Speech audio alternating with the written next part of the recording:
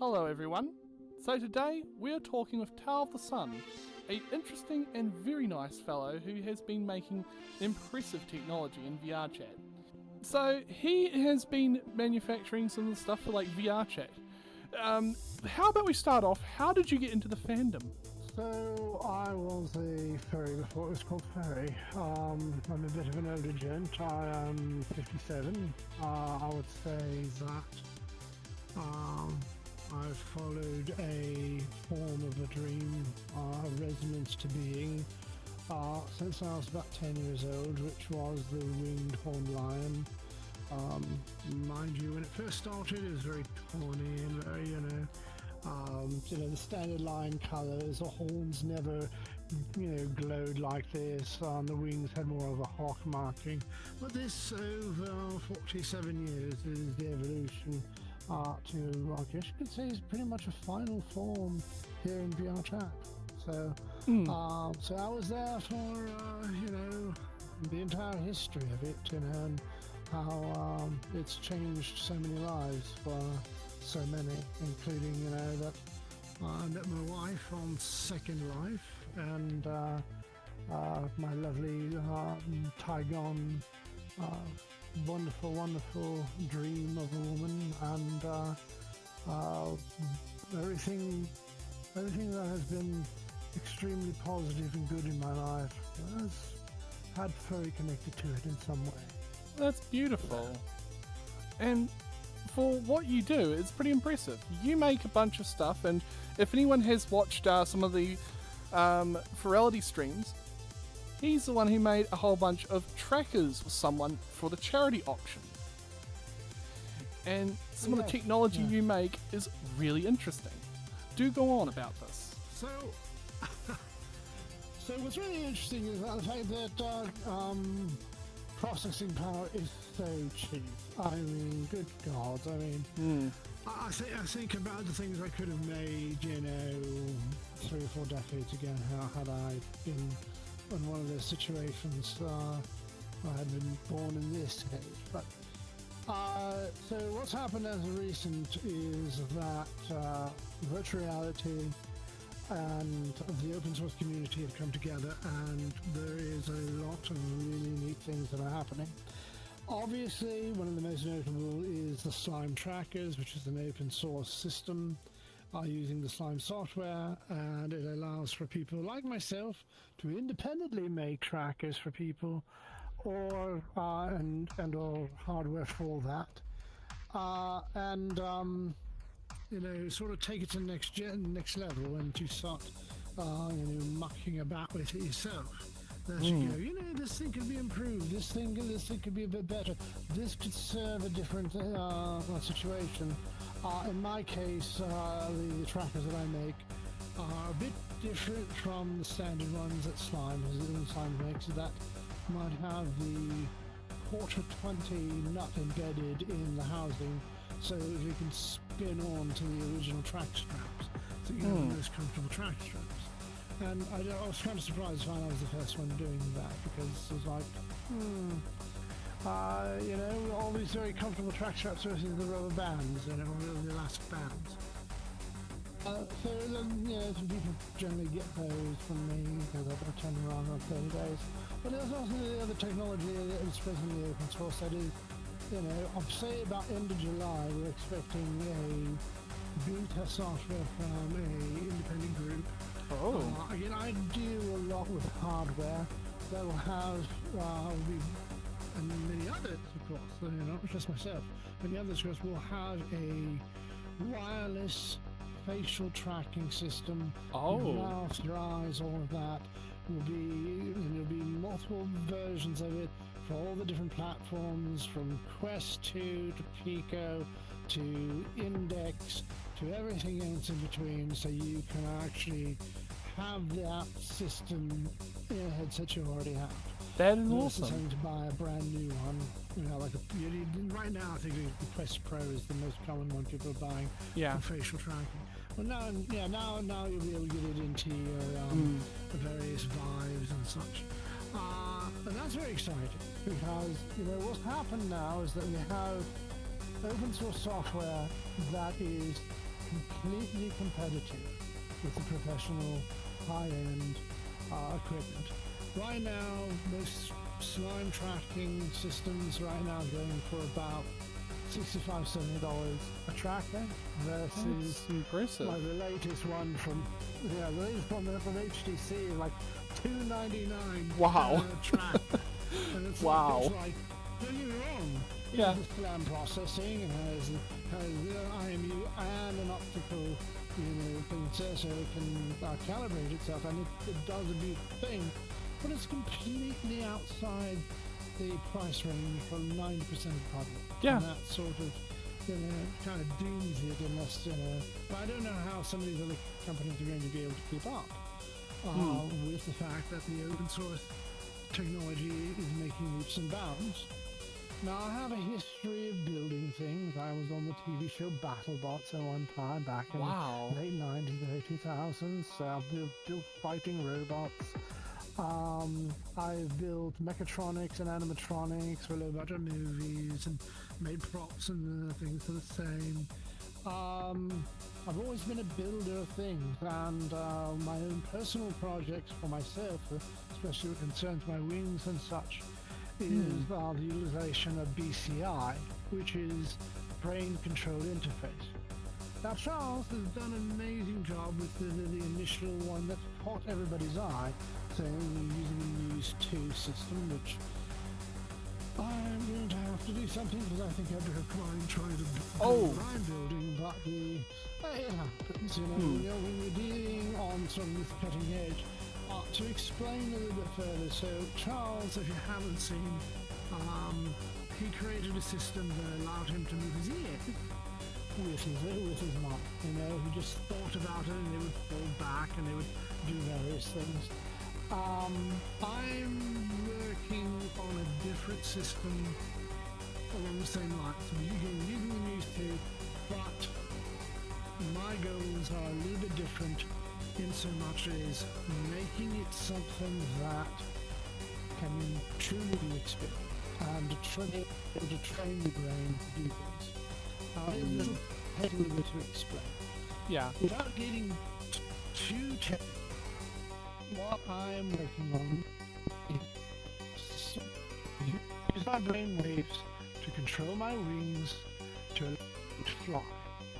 Okay? That my flight will be based on my position, wings, how they twist and how they move, and how they are interpreted by the environment to allow me to fly. Now, there's a system called Open Flight that is going to make this easy in the beginning. We're going to be doing other things with another flight system that I'm developing with another group of people. Awesome. However, for this, basically what it means is that there are 6 points on my wing in which position is adjusted your X and Y Z coordinates, both in the positive and in the negative, in which that in relation to the route allows that data to be interpreted as motion and then turned into haptics. Basically, a vest along my back. I wear the vest, but the haptics are on my back. They spread out 6 points on either side. So as the wings move, the haptics rotate in one direction or another and at different speeds. Why is this important? Whenever you do deal with anything that is brain controlled, you need feedback. Whether it be for ears or tails or whatever, having feedback means that you can begin to train your brain that these pieces, these parts, these extra limbs are part of you. And it's rather fascinating because I was speaking with another friend of mine who's a psychiatrist, and they're very interested in this. Once you get it going, once it starts happening, I need you to take notes, and I'd like to be involved on this, because I want to do a paper. And here's why. And they're absolutely correct, and we have to look at this honestly. Yeah. When I have wings with my mind, okay, and that I am soaring above the sky and all of that, and my feedback that these are actually part of my body, part of me, part of who, of what I am. What happens when you take the headset off?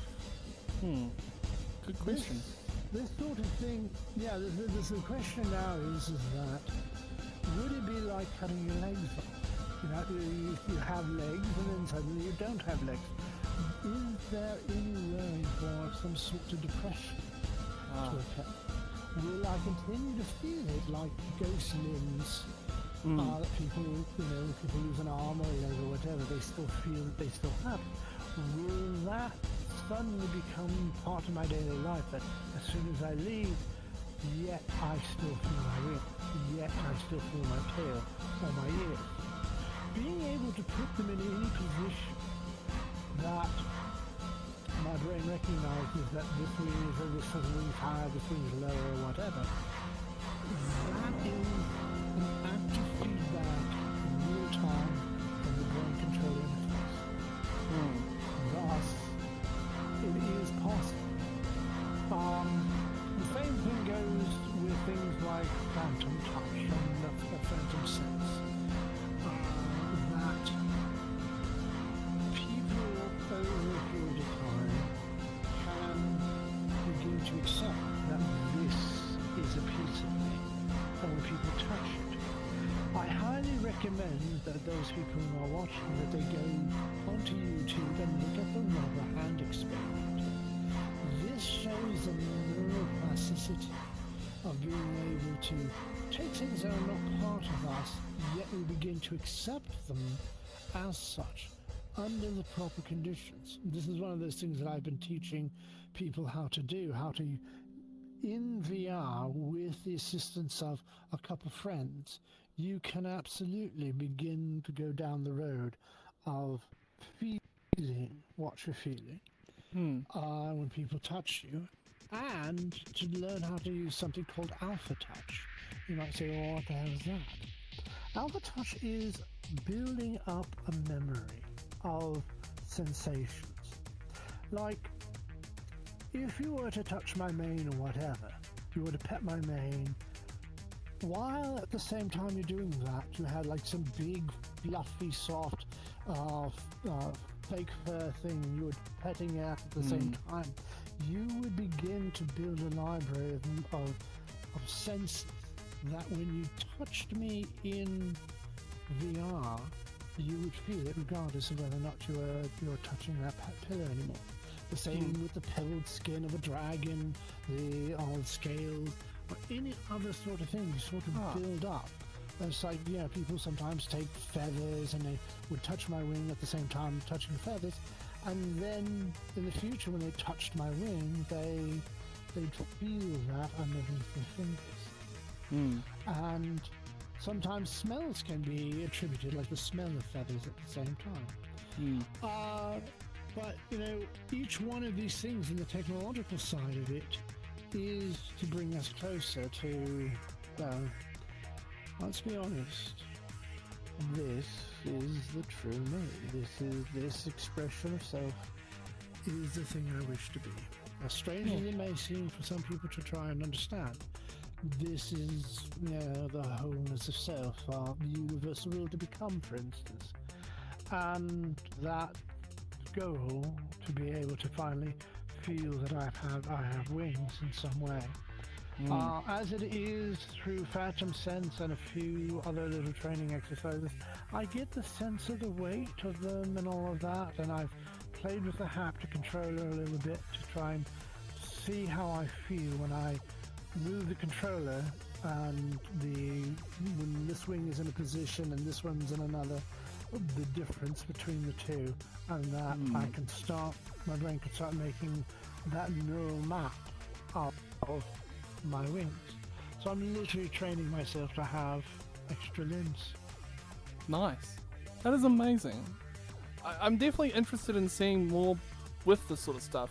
The integration, blurring the lines between what's possible and what's not, plus blurring the lines of what's in VR and what's not in VR. It's impressive. Yes. Yeah. It's I consider myself so very lucky because when I finally got to be here, I mean, we got to have some small sense of it with Second Life, but it wasn't until the VR headset went on and, I could feel the claw tips on my chin or on my face. I realized I had phantom sets at a very, very high level. Oh. But more than that, finally, to see myself as I dreamed myself to be. There is something very unique happening in VR, and I don't think a whole lot of the younger generation have the true sense of it, because I had, back in my day, there it is, your father comes up and says, back in my day, but, we did not have this technology. We didn't play video games. I always tell people the first video game I ever played was Pong. Okay? Oh boy. The first computer I had was ZX80, and it had 1K of RAM. And wow. That was, and then the 16K module. Oh, I'm playing with power now. Oh yeah. And all, Acorn and BBC Micro and all of that. Yeah. So, you went through a different age than I was in. The younger generation have been playing video games their entire lives.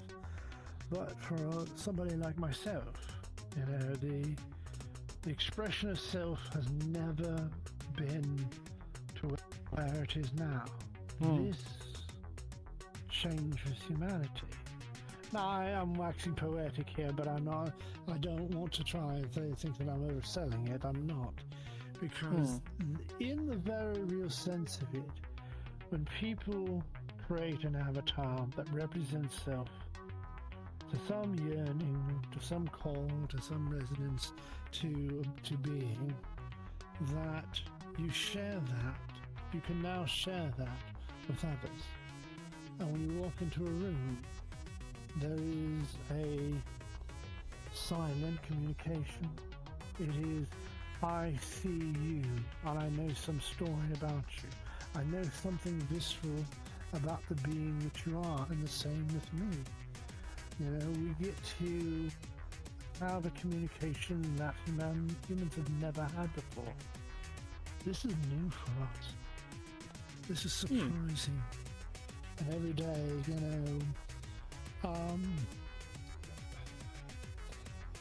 again, probably if you wanted to stay to technological topics, we absolutely can. Well, I'd say, what has been your biggest accomplishment so far in things? Like, from your technology and also VR? Has it been... Well, I do a lot of repair. I repair a lot of VR hardware. Oh, wow. Inside a lot of it.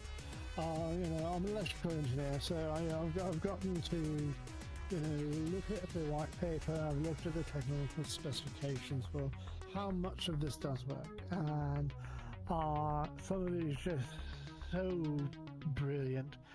For myself, I think it is. How can I put this? I'm sort of in what is referred to as the inventor class. Okay, if we want to use D&D class systems or whatever, I am an inventor class individual. So I tend to pull from a lot of different disciplines to achieve an effect, versus being sort of very singular-minded, as a lot of and other types of engineers are. And not to put them down, they're absolutely fantastic in their fields. But the inventor class is something I think we need more of in society. I'll tell you why. Because I've heavily modified my own headset to make it more comfortable, to make it better, to bring the screens closer to my eyes, to change out the lenses to make the vision cleaner. Wow. And it is in that, along with, of course, building the stuff that is, presently on the cusp of completely revolutionizing VR. The addition of extended battery packs, the better sensors, putting in better components to do and get more out of it.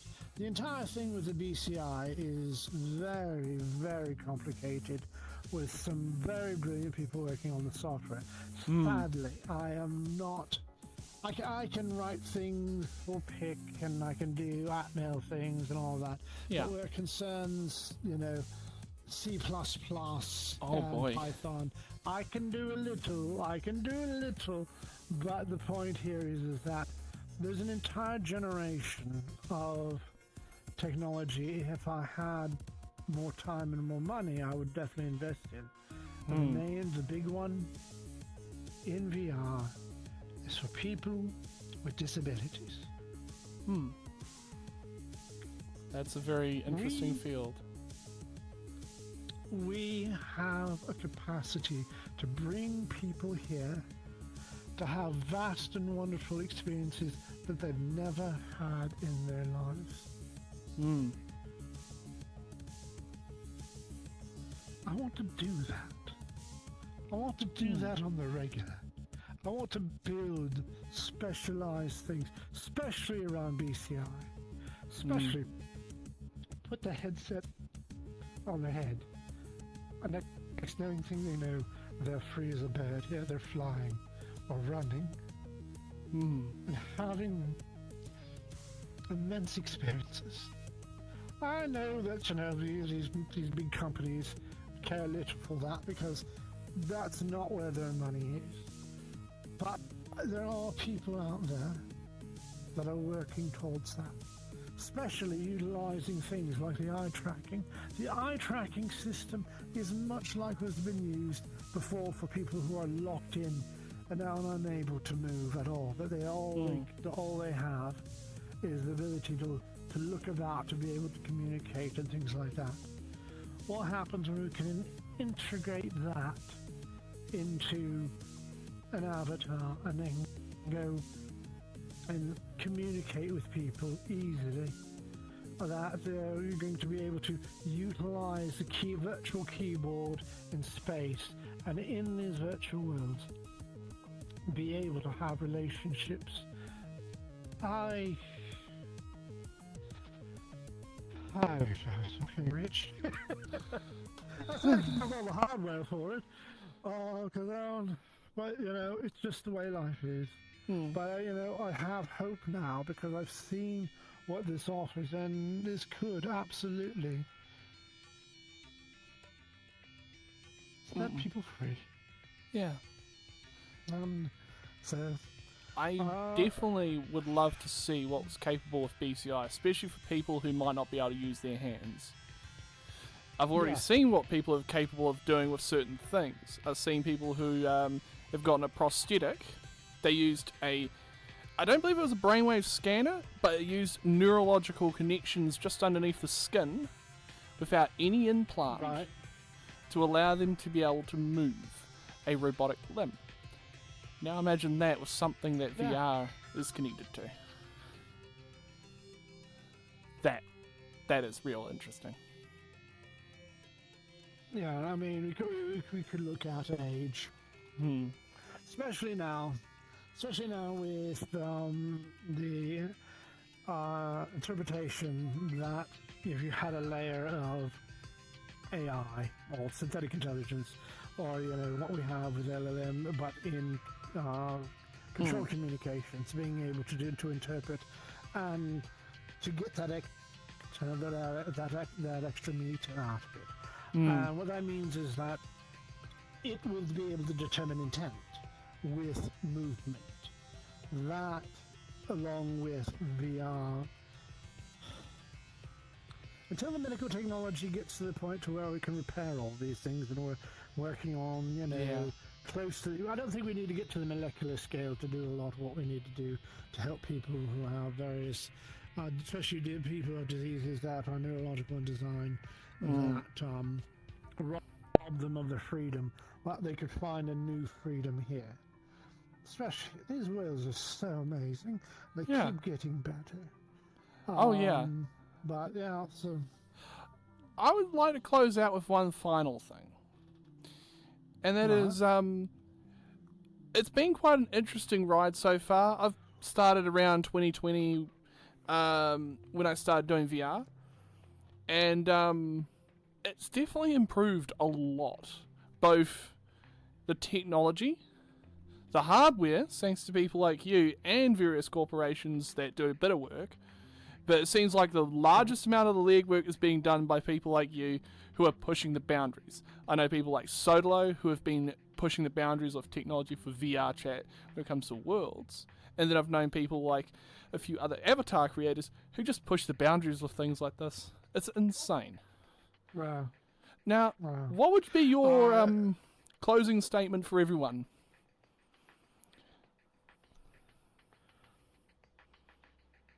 So I don't know how many of your viewers are already in VR chat. If you're not, you need to be, at least give it a try. I won't say VR chat is perfection. Obviously, you have ne'er-do-wells, and you have people who want to ruin your fun, but there is always more good people than bad, more that care than don't, and more that want to see you happy than those who want to see you sad. I have had an unbelievable experience here. I have, in the 6 years that I've been here, I've made more friends than I made in the previous 50 of my life. Wow. I've had deeper relationships in those friendships than I ever thought were possible. I've seen vast and imaginative worlds, and I have seen an outpouring of creativity that has been astonishing. If just to visit the worlds, if just to walk amongst and stand in a person's dream, to be in a place that only existed in their imagination, now fully realized, it's worth it. It absolutely is worth it. And it just keeps getting better. The code keeps getting better. The avatars keep getting better, which I think is kind of funny. Because, I'll often come across somebody in some fantastic avatar with, beautiful animations and all the things with it. And suddenly you say, well, would you make that? Or would you? Oh, no, it's a free one. This one, I just picked up. I'm like, you bastard. Back in my day, there it is again. Back in my day. Oh. Look at those wings. Oh, God, do you know how many hours? Okay. Yeah. I have to thank a lot of friends from this. Oh, From yes. this avatar. Between my work and just some of the most amazing souls and great. It keeps getting better. You ought to come visit. Come see me. I'm about. So, with that all said, I think that was pretty impressive. I want everyone to go check out some of the things in VR chat if you ever get the chance to. I'm normally around on VR as well. And, so is this amazing individual. I'd say give it a try, and, If anything else, thank you for watching today's video, and also, I'd like to give a big shout out to all the other creators who have been around lately. You all have a brilliant day. Bye!